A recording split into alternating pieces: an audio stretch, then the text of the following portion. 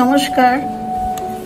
দেখুন, আজ আমি কুমড়ো দিয়ে কাঁচা আমের চাটনি রান্না করেছি। এরকম চাটনি কিন্তু আমরা সাধারণত খাই না। একবার এইভাবে রান্না করে খেয়ে দেখুন, খুব ভালো লাগবে। আমি চাটনিটা রান্নার পর একটা প্লেটে নামিয়ে নিলাম। গরম ডাল ভাতের সাথে তো খাওয়া যাবেই, এছাড়াও রুটি পরোটার সাথেও এই চাটনিটা খুব ভালো লাগে। চাটনিটা করবার জন্য দেখুন, গ্যাসের উপরে মিডিয়াম ফ্লেমে আমি একটা কড়াই বসিয়ে তাতে অল্প করে সরষের তেল দিয়েছি। তেলটা গরম হয়ে গেছে, এবার ফোড়ন দেব। ফোড়নে একটা ছোট শুকনো লঙ্কা মাঝখান দিয়ে ভেঙে দিয়ে দিলাম। লঙ্কাটা ভাজা হয়ে গেছে, হাফ চামচ কালো সর্ষে দিলাম ফোড়নে। পুরো ফোড়নটাই ভেজে নিয়েছি। 250 গ্রাম কুমড়ো বাজার থেকে আনার পরে এরকম পছন্দ মতো সাইজ করে আমি কেটে ভালো করে ধুয়ে জল ঝরিয়ে নিয়েছি। এই কুমড়োগুলো আমি তেলের মধ্যে একটু কষিয়ে নেব। কুমড়োর মধ্যে 3/4 চামচ লবণ দিলাম।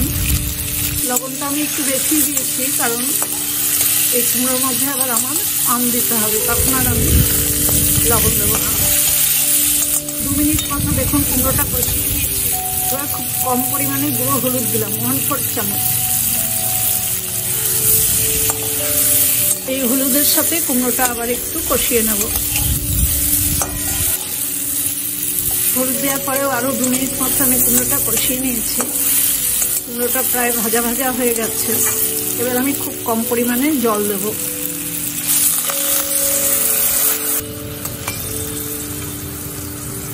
জল দিয়ে দিয়েছি আর কুমড়োটা সেদ্ধ হওয়ার জন্য ঢেকে দিলাম। প্রায় 5 মিনিট পর আমি ঢাকাটা খুলে নিচ্ছি। কুমড়োগুলো দেখুন সেদ্ধ হয়ে গেছে। এখন আমি মাঝারি সাইজের 2টো আম দেখুন এরকম খোসা ছাড়িয়ে ছোট করে কেটে নিয়েছি। আটিটা বাদ দিয়ে দিয়েছি। জলে ভিজিয়ে রেখেছিলাম কিছু, তারপর সেই জলটা ঝরিয়ে দিয়ে আমি আমগুলো দিয়ে দিলাম।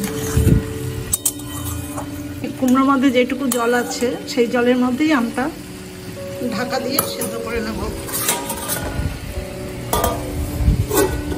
আবার 5 মিনিট পর আমি ঢাকাটা খুলে নিচ্ছি।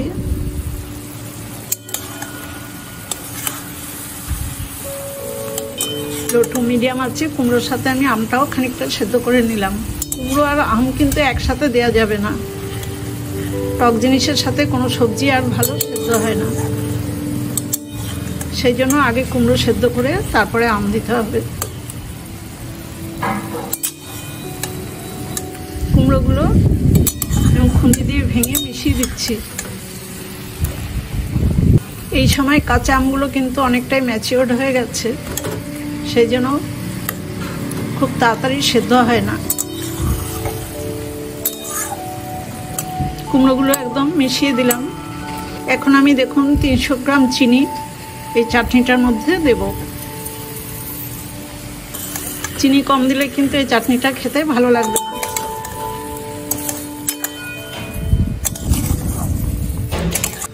এবার চিনিটা গলে যাবে আর চিনির সাথে আমটা অনেকটাই সেদ্ধ হয়ে যাবে। আমি আবার একটু ঢেকে দিলাম। প্রায় 5-6 মিনিট পর ঢাকাটা খুলে নিচ্ছি। মিডিয়াম ফ্লেমে দেখুন চিনিটা খুব সুন্দর করে গলে গেছে আর আমটাও অনেকটা সেদ্ধ হয়ে গেছে। এখন আর আমি ঢাকা দেব না, এইভাবে একদম জাল করে করে শুকিয়ে নেব। চাটনিটা একদম ড্রাই হয়ে যাবে। এই চাটনিটা অনেকটা জেলির মতো হবে। মাঝে মাঝে নেড়ে দিতে হবে, নয়তো নিচে লেগে যাবে। দেখুন মিডিয়াম ফ্লেমে চাটনিটা ভালো করে নেড়ে নেড়ে আমি শুকিয়ে নিলাম। একদম ছোটবেলা থেকেই মার কাছে আমরা এরকম চাটনি খেয়েছি, খুব ভালো লাগে। আপনারাও একবার করে খেয়ে দেখুন। আমার চাটনিটা একদমই হয়ে গেছে। যেটুকু জল জল ভাব মনে হচ্ছে এটা জল নয়, ঠান্ডা হলে একদমই শুকিয়ে যাবে। এরকম শুকনো জেলির মতো করেই করতে হবে। এখন আমি গ্যাসের ফ্লেমটা অফ করে দিচ্ছি। আপনারা এই চাটনিটা একবার এইভাবে রান্না করে খেয়ে দেখুন। এই চাটনিটা কিন্তু এয়ারটাইট কন্টেনারে রেখে যদি আমরা ফ্রিজে রাখি তাহলে অনেক দিন পর্যন্ত থাকে। আমার তো 1 বছরও থেকে যায়। বেশি করে করে যদি আমি আমের সময় রাখি তাহলে যে কোনো সময় খাওয়া যায়।